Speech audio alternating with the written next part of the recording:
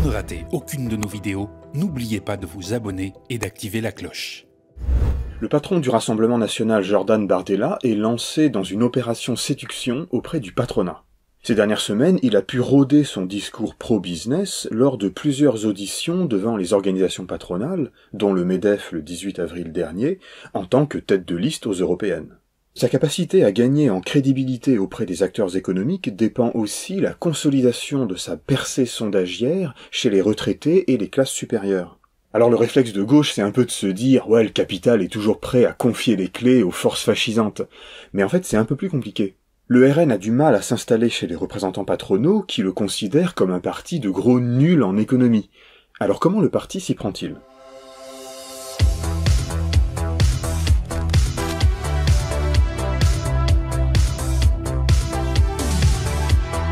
Le RN multiplie les signaux d'amour en direction du patronat. En février, Marine Le Pen a pu publier une tribune dans Les Échos, pour dire qu'elle aussi partage l'obsession néolibérale pour la dette publique. Enfin, ça se dit faire la démonstration de son sérieux en matière de finances publiques. Et ça, c'est vachement anti-système. Son plan passe notamment par la baisse des transferts sociaux et, au hasard, la discrimination des étrangers. En mars, devant la Confédération des petites et moyennes entreprises et le Mouvement des entreprises de taille intermédiaire, puis plus récemment devant l'Union des entreprises de proximité et aussi devant le MEDEF, le président du RN s'est efforcé de dire aux patrons ce qu'ils ont envie d'entendre. Des chefs d'entreprise qui sont pris en étau entre deux machines absolument infernales, une machine à normer qui s'appelle Bruxelles et une machine à surtransposer qui marche assez bien qui s'appelle Paris. Je ne vois pas d'autre solution que l'ambition qui consiste à déverrouiller toutes les contraintes qui pèsent aujourd'hui sur la croissance et sur la production. Pourtant, les articles relatant ces auditions et interrogeant des participants montrent le scepticisme qui règne à l'encontre du RN. Il peine à convaincre. Malgré ses déclarations d'amour à l'entreprise, Jordan Bardella n'est pas parvenu à faire oublier l'inconstance opportuniste de son parti, sur le Frexit ou les retraites par exemple. En restant dans l'euro, ils plombent notre économie, entretiennent le chômage de masse. C'est pour cela qu'élu, j'annoncerai la tenue d'un référendum dans les 6 mois sur le maintien ou la sortie de l'Union européenne. Le Frexit n'est nullement notre projet. Nous voulons réformer l'Union européenne de l'intérieur. Le patronat est plutôt attaché à la construction européenne et hostile au protectionnisme, du moins a priori, et voit le Rassemblement national comme peu crédible sur l'économie, voire parfois trop social. Au lendemain du premier tour de la présidentielle de 2022, MEDEF et CPME avaient pris position contre la candidate d'extrême droite, toutefois sans aller plus loin que déplorer l'absence de viabilité économique de son programme. Bardella est un atout, car il passe pour plus libéral que Marine Le Pen. Baisse des impôts de production, priorité d'accès dans les marchés publics ou suppression des surtranspositions.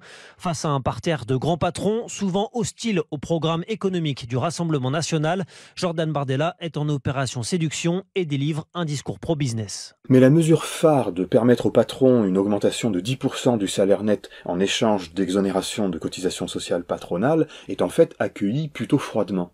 Un remède qui n'est pas sans risque, lui répond François Asselin, le président de la CPME. Il y a une question de charge, mais l'entreprise ne peut pas distribuer ce qu'elle ne gagne pas. C'est-à-dire que si dès demain j'augmente tous les salaires de mon entreprise de 10%, si j'ai la possibilité de basculer cela sur mon prix de vente et donc alimenter l'inflation, je le ferai. Les cadres du RN y voient des préjugés venant d'une ignorance de leur projet économique. Un dirigeant du parti à la flamme n'avait pas de mots assez durs pour qualifier ces lobbyistes, des chiens de garde d'un système oligarchique, coupables d'une hostilité totalement gratuite. On ne va pas s'épuiser à essayer de convaincre des gens qui n'écoutent pas ce qu'on dit. C'est pas faux. On l'a montré à diverses reprises. Contre le salariat, le programme socio-économique du RN épouse les préférences des néolibéraux, par exemple par son hostilité viscérale au syndicalisme et à la grève. Et par sa façon de faire miroiter augmentation du pouvoir d'achat et salaire direct pour justifier les exonérations de cotisations patronales et les attaques contre la protection sociale. Alors comment s'y prennent-ils pour convaincre les milieux d'affaires ? Le cherchent-ils vraiment, d'ailleurs ? Un éclairage peut être trouvé dans les techniques qu'ils emploient pour se répandre dans le reste de la société. Il y a la séduction à grande échelle, on vous en fait souvent le récit en vous parlant des médias de Bolloré, et il y a la séduction par le bas, Plus difficile à documenter pour une rédaction nationale.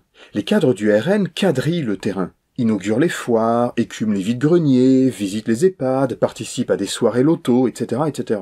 Cette omniprésence a deux objectifs. D'abord, évidemment, se montrer sympathique pour convaincre les gens de voter pour eux. Mais ensuite, et c'est ça qui est intéressant, de rassurer, de désamorcer l'hostilité. C'est-à-dire renoncer à obtenir le soutien de telle personne ou telle association, mais faire en sorte qu'elle ne leur soit plus hostile. Le but n'est pas qu'ils votent tous pour nous, mais qu'ils n'aient pas un a priori négatif et ne se mobilisent pas contre nous.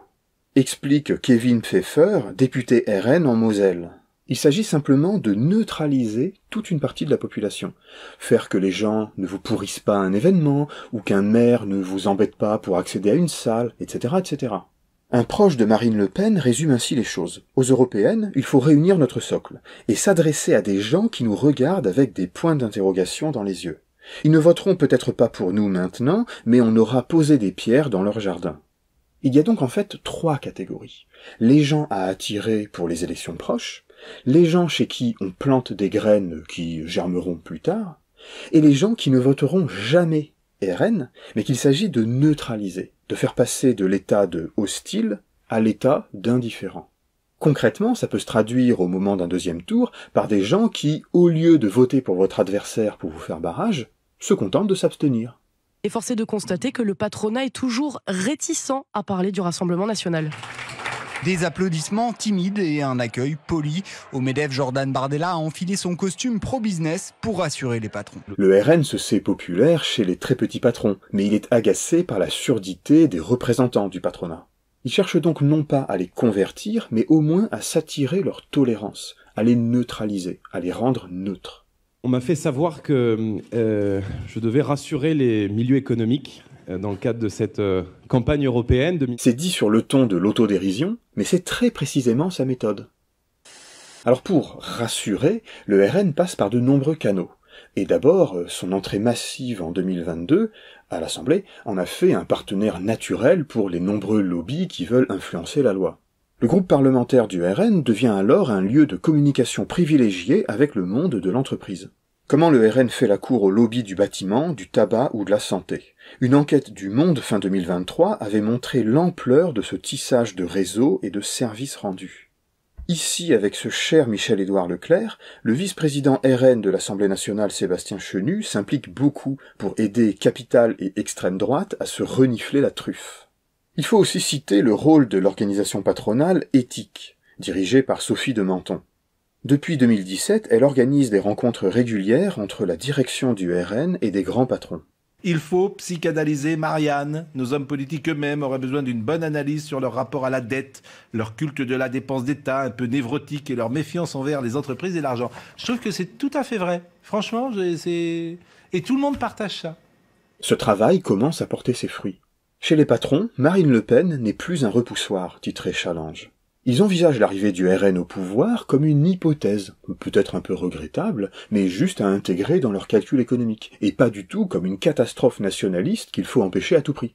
Il n'est pas anodin qu'une tribune de Marine Le Pen soit publiée par le journal de l'élite économique française, et possédée par Bernard Arnault. Si les Échos, demain, devaient défendre l'économie marxiste, qui serait quand même extrêmement gêné. Vous voyez, il faut quand même qu'il y ait des garde-fous. L'homme le plus riche de France est un soutien affiché de Macron. Mais là, il laisse faire. C'est exactement ce que cherche le RN, dans un premier temps. À la semaine prochaine.